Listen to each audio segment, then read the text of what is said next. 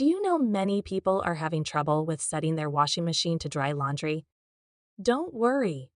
In this video, we'll show you how you do this. Let's start. Step 1. Turn on machine. Switch the washing machine on by pressing the power button.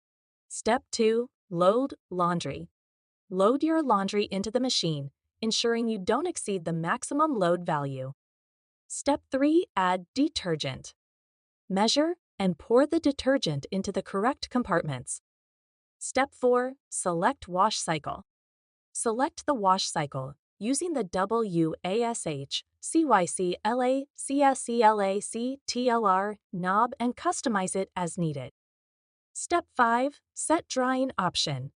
Press the drying button, then choose the appropriate drying level or set a specific drying time.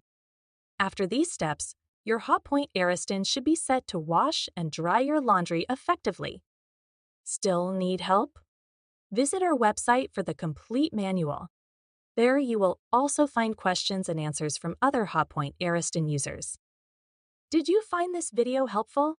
By subscribing, you help us continue to answer users' questions. So, subscribe to our channel.